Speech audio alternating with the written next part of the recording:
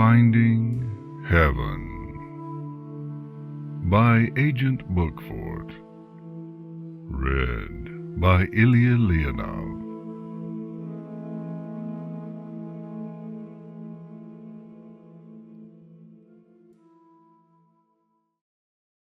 Have you ever heard someone believe something so far-fetched that you just cannot help but wonder what sort of madness had possessed them?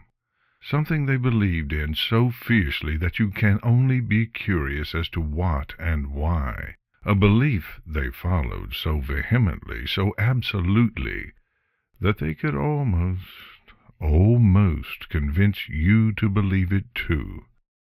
I've traveled the world, from Stalingrad to Zebrica, and I've seen things that would sound like foals' tales to the average pony. I've traveled with griffins, with dragons, and with ponies, all of them with a variety of hopes and dreams. But never in all my travels had I met someone as interesting as the enigmatic dragon, known to the world simply as Wanderer. Wanderer was a living legend, and the tales of his heroics ran far and wide through the land. It is said that he would help anyone in need, anywhere, at any time, and would never ask for anything in return. However, he would never stay in the same place longer than a day or two. He was always on the move, and with him the tales of his deeds followed. By pure luck I met him on my own travels. I was no stranger to his legend, and I could do no less than offer him a drink at the local tavern. He took my offer and sat down with me.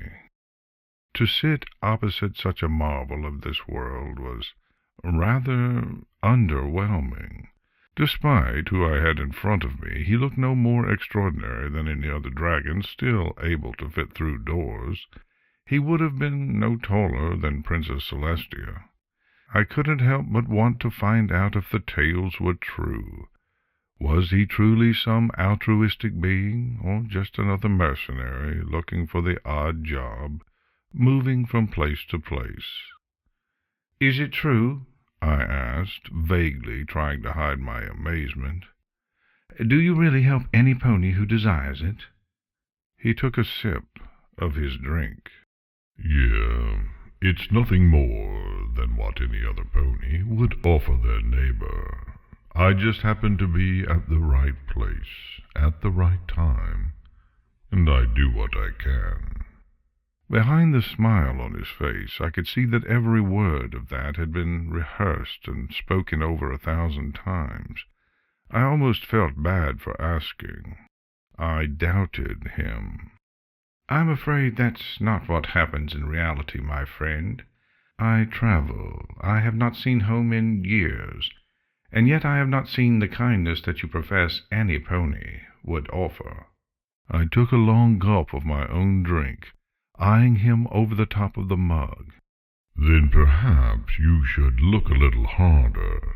I certainly see it everywhere I go. You just need to look a little deeper than what's on the surface." His response was less rehearsed than the last, but it was clear that he had been challenged more than once on the subject. A small smirk crept along his face, as if he knew what I was doing.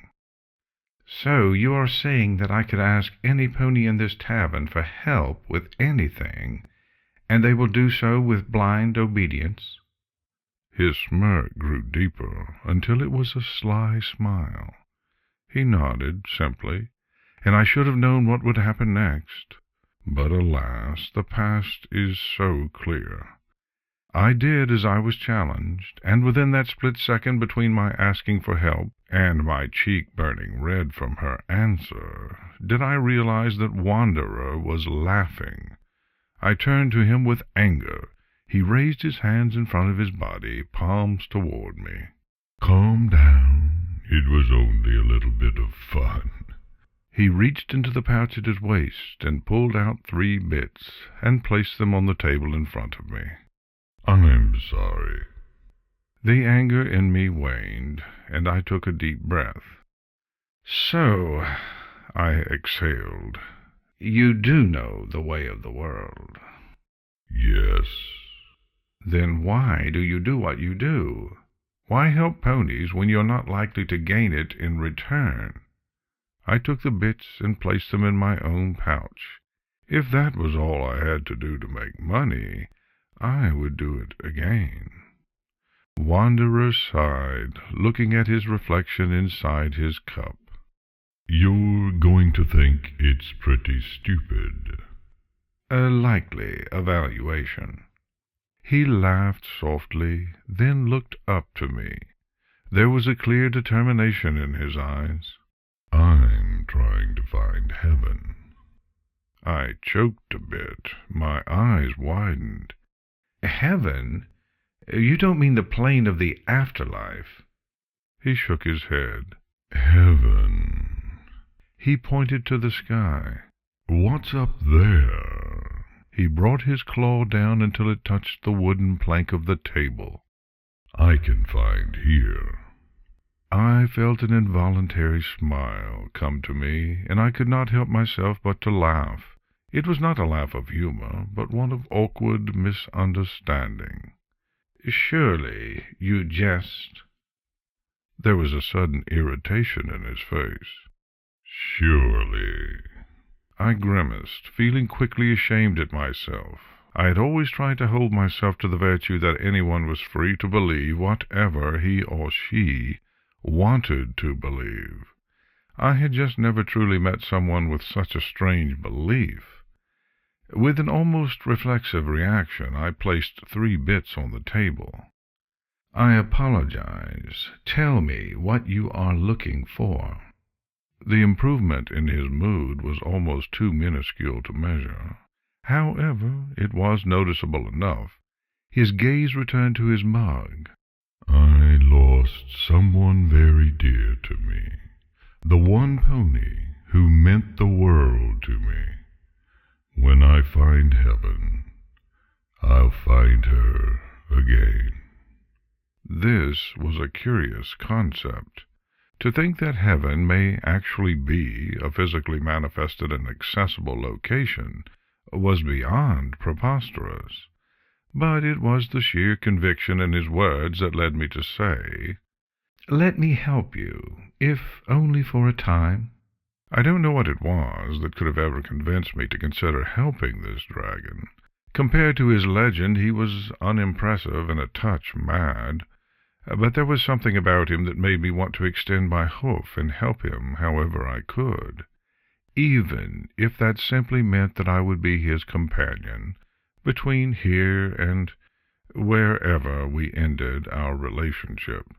It was a rather pleasant reaction and agreement. He seemed pleased for the company. We left town the next morning, our belongings strapped and secure. It was not up to me to decide on the direction, and Wanderer hadn't told me. He knew where he was going, and so we went. Despite what was commonly said, Wanderer did not have wings, so we spent our entire time together walking roads and following tracks. He was a rather comforting companion, something which I found rather pleasing. There was something about him, and I could never say what it was that set him as a companionable person. He was warm, confiding, and considering, almost familiar. His ability to put one at ease was only surpassed by his intelligence. The discussions we shared during our travel were invigorating.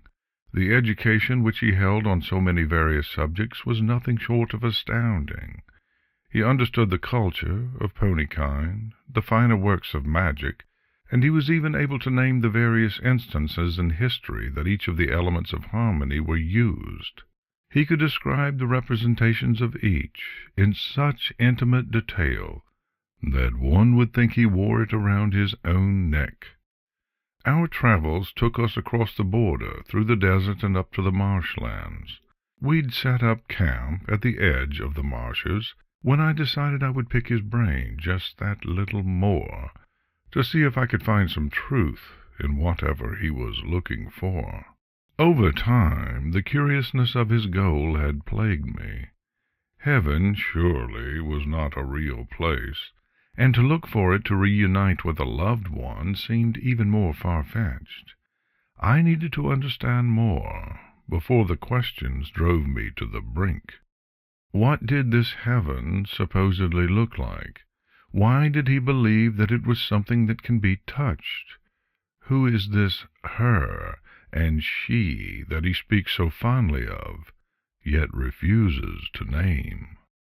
"Tell me, wanderer," I asked, as he stoked the campfire, "why do you do what you do?" He looked at me with a quizzical expression. I realized that I could have phrased myself far better than simply trying to include him in the conversation inside my head. "Why are you searching for something that may not exist?" During that moment that he looked at me, I could see expressions of anger, sadness, confusion, and a bitter acceptance. He sat down heavily, causing my dinner to rattle in its can. "I was once taught that just because something cannot be seen does not mean that it doesn't exist, and that is why I do what I do." A smile brought itself upon his face. "I'll find it, and I'll find her.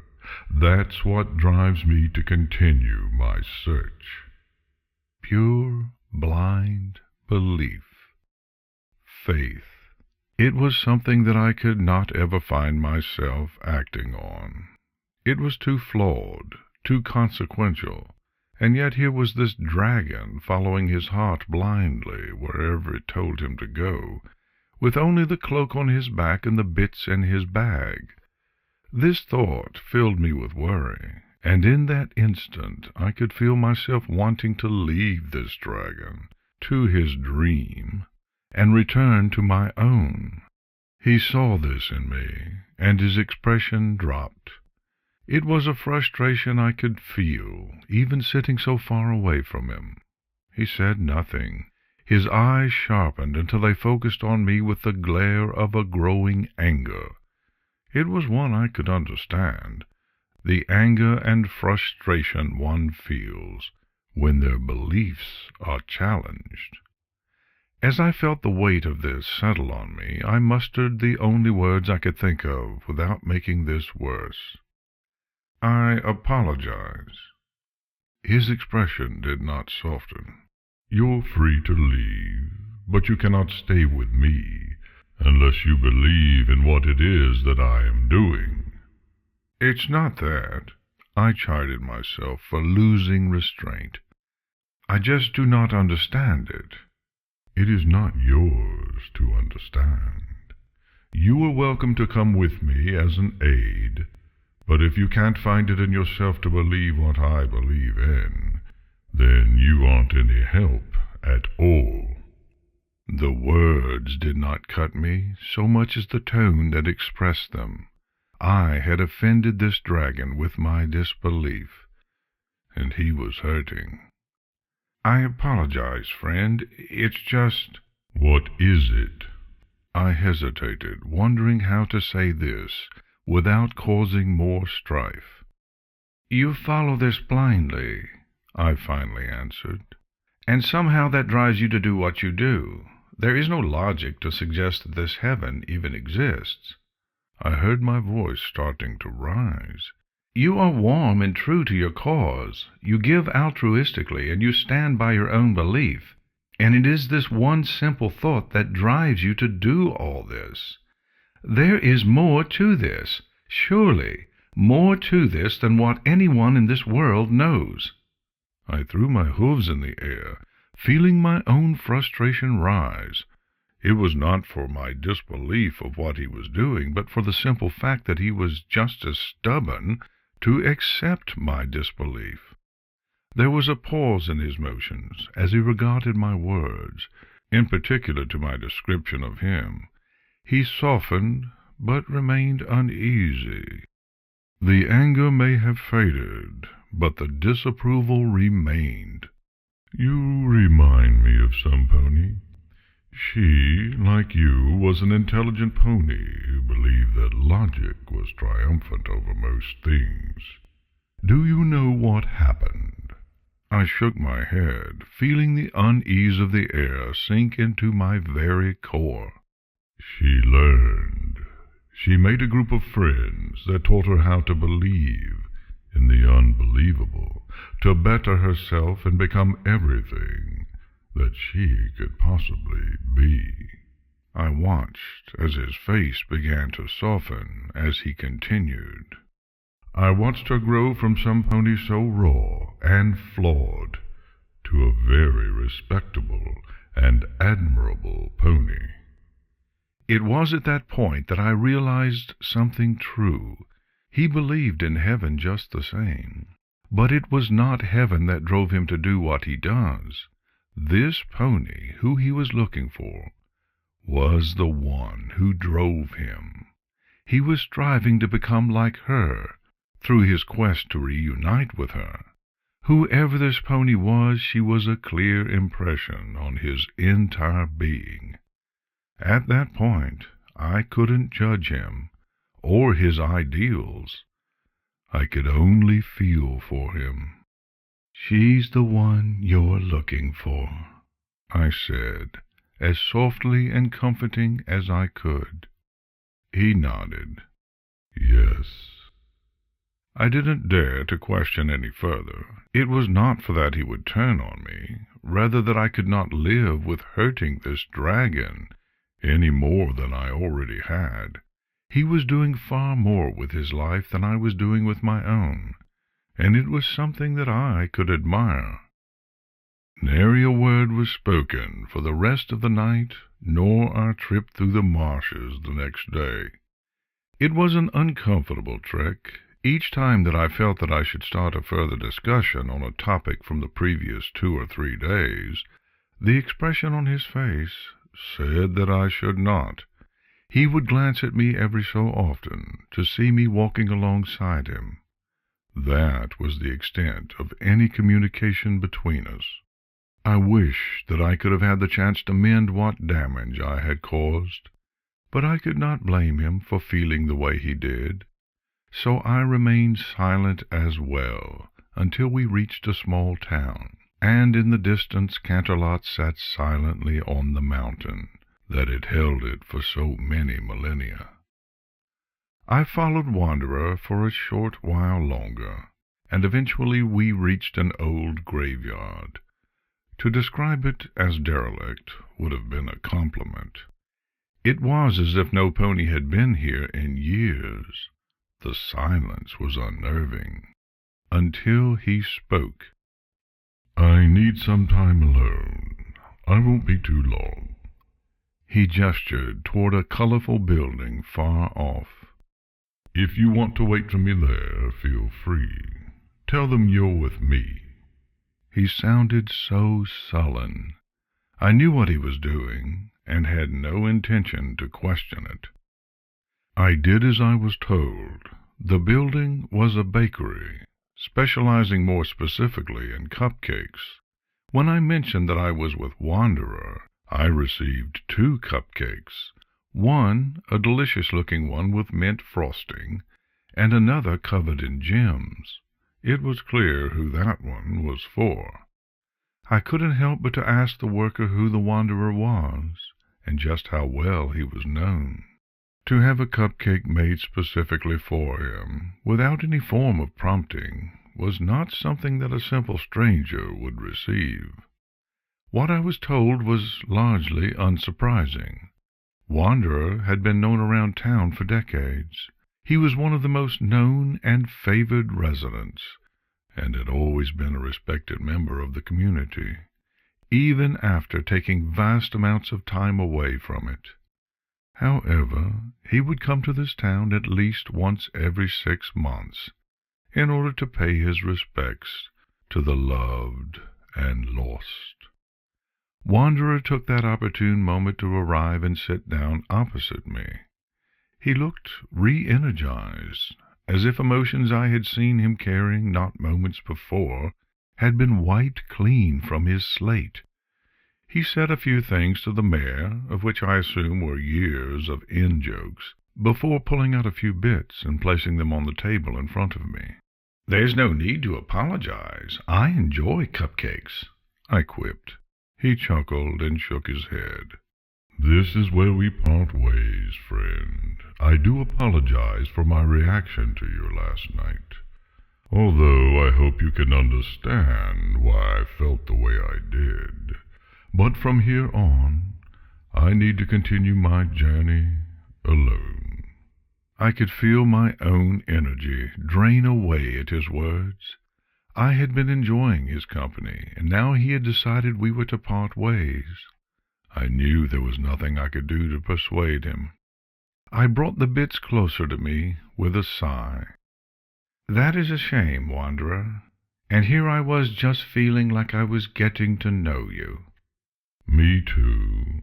Perhaps if we see each other in the future, we can travel again." "I would like that. Do I have your word?" It was once said that the word of a dragon was eternal. What I received was different. "Cross my heart and hope to fly." He put a claw to his eye. "Stick a cupcake in my eye." I was perplexed at this notion. In a feigned attempt at belonging, I attempted to copy the motions, only failing to do more than poke myself in the eye. He chuckled at me. "A pinky promise. It means that I will hold my promise to you forever." That felt like another joke that I did not understand. However, I took it for what it was worth, and smiled. "Tell me just one thing, Wanderer. One favor." "One favor." "Who is that mare that you're looking for?" He smiled fondly, a smile that is only ever granted to that one person that means the entire world to you, a smile that would warm the heart of whomever it was meant for, and would be cherished for an eternity. "She was like a sister to me. She was the only true family that I ever had." I nodded, feeling a warmth overcome me. "Then please, do me just one more thing." "Go on." "Find her," I said, feeling myself smile as I was overcome by the very motivation and belief that he must have lived his entire life. "Find heaven." He stood up and moved around the table. He stood over me for a few moments before wrapping his arms around me and bringing me close to his chest. "Thank you." I never saw Wanderer after that. I have kept my eyes open for him every single day, through the plains and oceans, villages and cities, and I have yet to find him. He never stays in one place for more than a couple of days. I find myself thinking about him often. I find myself admiring his strength and conviction, and wishing up to that dense night sky that he will find what he is looking for.